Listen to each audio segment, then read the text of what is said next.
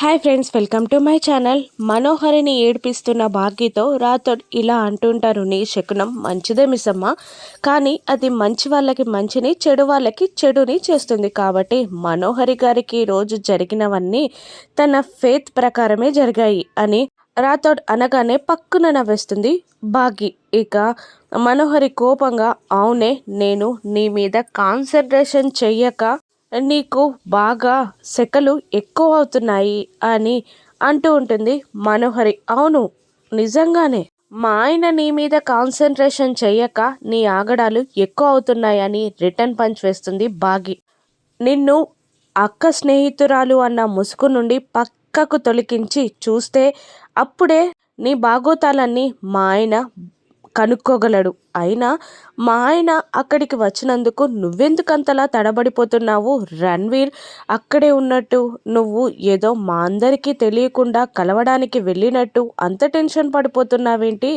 రణ్వీర్ని నిన్ను చూస్తే మా ఆయనకు అంతా తెలిసిపోతుందని నువ్వెందుకంతలా కంగారు పడుతున్నావు అని అనగానే చెమటలు వస్తూ ఉంటాయి మనోహరికి. ఇక ఏంటే, ఏం మాట్లాడుతున్నావు? రణ్వీర్ని నేను కలవడానికి వెళ్ళడం ఏంటి? అయినా రణ్వీర్ ఆల్రెడీ కోల్కతా వెళ్ళిపోయాడు కదా అని అంటూ ఉంటుంది మనోహరి. కోల్కతా వెళ్ళాడో ఇక్కడే ఉన్నాడో నువ్వే చెప్పాలి, మాకేం తెలుసు?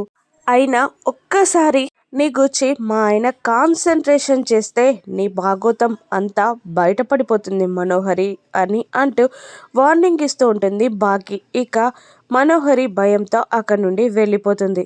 బాగి అమర్ ఇద్దరు చక్కగా రెడీ అవుతారు, ఒకరికొకరు ఎదురు పడతారు. ఇక ఒకరిని చూస్తే ఒకరికి లవ్ తరంగాల్లాగా లవ్ వైఫై చుట్టూ తిరుగుతూ ఉంటుంది.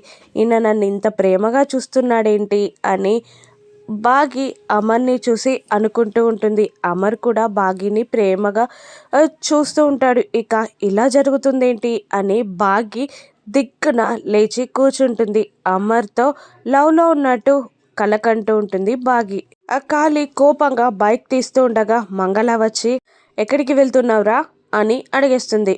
భాగ్యని కలవడానికి, అమరేంద్ర గారికి చిన్న విషయం చెప్పడానికి, నా లవ్కి జర్కివ్వడానికి అని అనగానే ఆ మనోహరితో పెట్టుకోకురా, అది చాలా డేంజరస్ అని అంటూ ఉంటుంది మంగళ.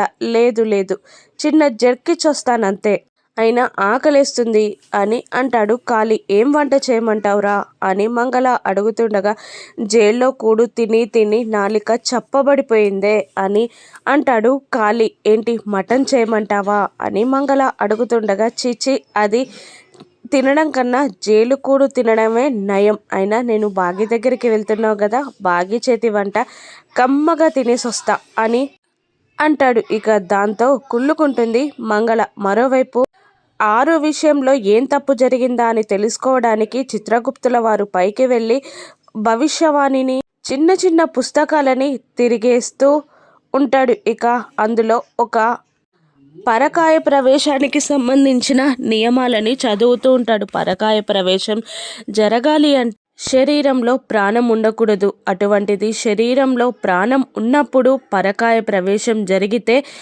ఆత్మ జ్ఞాపకాలు కాకుండా శరీరం జ్ఞాపకాలతోనే బ్రతకాల్సి వస్తుంది అని ఆ నియమాలని చదవగానే, ఎంత పని చేసావు బాలిక, ఇప్పుడు కూడా తనని రక్షించడానికి నీ జ్ఞాపకాలతో కాకుండా తన జ్ఞాపకాలు, తన జీవితం తనకి మిగలాలని ఒక్క నిమిషం ముందు శరీరంలో ప్రవేశించావా? లేదు లేదు, నేను నీకు గతం అంతా గుర్తు చేసి నీ ప్రాణాన్ని మళ్ళీ యమపురికి తీసుకొస్తా అని అంటూ మళ్ళీ కిందికి దిగి వస్తూ ఉంటాడు చిత్రగుప్త. ఇక ఆ పాటికే అనామిక తన లవ్ని పక్కన పెట్టేసి తన లవ్కి వచ్చిన గిఫ్ట్స్ అన్నీ అక్కడే తగలబెట్టేసి కోపంగా తన ఫ్రెండ్కి కాల్ చేస్తుంది. సారా, నేను ఇక్కడే ఉండలేను, ఇవన్నీ మర్చిపోవాలి అనుకుంటున్నాను, నేను హైదరాబాద్కి వెళ్తున్నాను అని అంటూ కోపంగా కాల్ కట్ చేస్తుంది అనామిక.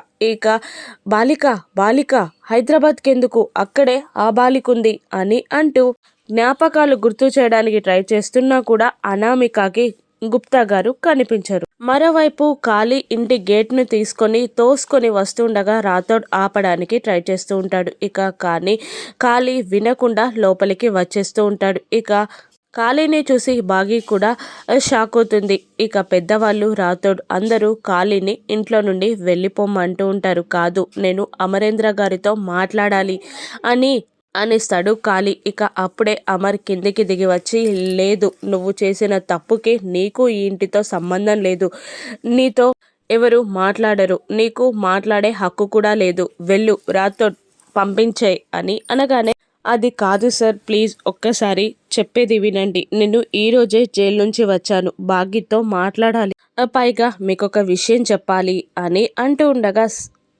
తన గుట్టెక్కడ బయటపడిపోతుందో అని మనోహరి, నువ్వేంట్రా మాట్లాడేది, వెళ్ళు అని వెళ్ళగొట్టబోతూ ఉంటుంది. కాదు సార్, నేను చెప్పేది వినండి ఒక్కసారి, సరస్వతి మేడం ఎలా యాక్సిడెంట్కు గురైందో నేను చెప్పి తీరాలి, నా మనసులో ఉన్న మాటని మీకు చెప్పాలి అని అంటుండగా మనోహరి కస్సుమంటుంది. నువ్వేంట్రా చెప్పేది, వెళ్ళు, రాథోడ్ పంపించాయి అని అరుస్తూ ఉండగా ఇక మళ్ళీ అమర్ చెప్పు అని అనేస్తాడు. ఇక చెప్పడానికి ట్రై చేస్తూ ఉంటాడు కాళీ. అది సార్, ఆ రోజు సరస్వతి మేడంని ఎవరు చంపమన్నారు అంటే అని అనబోతుండగా మనోహరి, ఏంట్రా నువ్వు చెప్పేది, నా తల్లి లాంటి దాన్ని చంపాలని చూసావు, వెళ్ళరా వెళ్ళు అని అరుస్తుండగా సదాశివ గారు, అమర్ చెప్పమన్నప్పుడు నీకేంటమ్మా అభ్యంతరం, ఎందుకు మాట కలుపుతున్నావు, ఎందుకు మధ్యలో దూరుతున్నావు అని సదాశివం గారు మనోహరిని తిట్టగానే మనోహరి సైలెంట్ అవుతుంది. అప్పుడు అమర్ చెప్పు కాళీ అని అనగానే, ఇక ఆ రోజు సరస్వతి మేడంని గుద్దడానికి కారణం అని అంటూ ఉండగా మనోహరి కళ్ళు మూసుకుంటుంది. ఇక కాళీ ఇలా చెప్పేస్తాడు, బ్రేక్ ఫెయిల్ అయింది సార్, నన్ను ఎవరు చంపమని చెప్పలేదు, నేను అలా బ్రేక్ ఫెయిల్ అయిన సరస్వతి మేడంని గుద్దబోయే టైంలోనే మీ చిన్న కూతురు నన్ను చూసేసింది సార్ అని అంటూ ఉంటాడు కాళీ. దాంతో బాగి డైలమాలో పడిపోతుంది. ఏంటి, ఆ రోజు మనోహరి పేరు చెప్పాడు, ఈరోజు ఇలా చెప్తున్నాడు అని అనుకుంటూ ఉంటుంది బాగి. ఇక నిజం చెప్తున్నావా అని అమర్ అడగగానే, నిజం సార్, అమ్మ మీదొట్టు అని అంటూ అబద్ధం చెప్పేస్తాడు. ఇక సరే, ఇంకోసారి ఇటువంటి పనులు చేయకు అని అంటూ ఉంటాడు అమర్. సార్, ఆకలిగా ఉంది, జైలు నుంచి వచ్చినప్పటి నుంచి పట్టెడు అన్నం తినలేదు, అన్నం పెట్టిస్తారా అని కాళీ అడుగుతుండగా, నీకేంట్రా అన్నం పెట్టేది అంటూ రాథోడ్ వెళ్ళిపోమ్మంటుండగా, వద్దు, శత్రువు వచ్చినా అన్నం పెట్టాలి, మిస్సమ్మ అన్నం పెట్టు అని అనగానే ఇక కాళీకి వడ్డిస్తూ ఉండగా, పెట్టు పెట్టు బాగి అని ఆతృతగా కడుపు నిండా తింటూ ఉంటాడు కాళీ. ఏంటి మావయ్య నువ్వు చేసింది అని బాగి అడగగానే, నేనేం చేశానో నీకు తెలుసా, అసలు నీ జీవితంలో నుండి మనోహరిని పక్కకి తంపించాలని చూస్తున్నాను, ఇక నీకు మనోహరి బెడదుండదు అని అనేస్తాడు కాళీ. అదేంటి మావయ్య, అసలు నువ్వు ఎవరిని ఎదుర్కోవాలి అని చూస్తున్నావో తెలుసా నీకు అని బాగి అనేస్తుంది. ఇక రాథోడ్ కూడా తనేదో వానపాము అనుకుంటున్నాడు, తను విషం చెప్పే కాలనాగని తెలీదు, తెలిసేసరికి జీవితాలు పోతాయి అని అంటూ ఉంటాడు రాథోడ్. ఇక పెద్ద నాగుపామైన వానపామైన ఏనుగైనా చలిచీమల దాటికి చచ్చి తీరాలి, ఇది కూడా ఒక్కొక్కప్పుడు పాసిబుల్ అవుతుంది, అందుకే అలా చెప్తున్నాను అని కాళీ అనేస్తాడు. ఇక భోజనం కాగానే, నాకు ఈరోజు చాలా తృప్తిగా ఉంది, నా మనసులోని మాటని చెప్పేశాను, నా బరువు దించుకున్నాను, తృప్తిగా బాగి చేతి వంటని తిన్నాను, సార్ గారు ఉంటే ఒక్క మాట చెప్పి వెళ్ళిపోయేవాణ్ణి అని అంటుంటాడు కాళీ. ఇక అప్పుడే అమర్ కూడా వస్తాడు. సార్, నేను వెళ్ళిపోబోతున్నాను సార్, నాకు చాలా పనులున్నాయి, జాబ్ చూసుకోవాలి అని అంటూ ఉంటాడు కాళీ. సరే, ఇప్పటికైనా జాగ్రత్తగా ఉండు అని అంటుంటాడు కాళీ.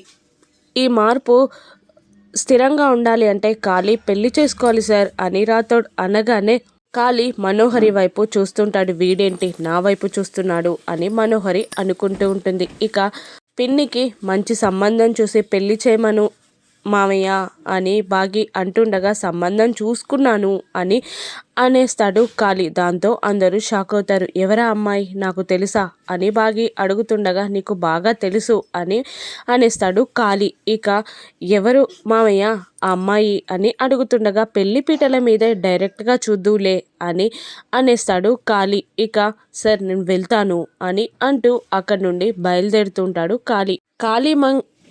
మనోహరి పెళ్లి జరుగుతుందా, మనోహరి కాళీకి ఏదైనా హాని చేస్తుందా అనామిక హైదరాబాద్కి వచ్చి పిల్లలకి కేర్ టేకర్లా చేరుతుందా?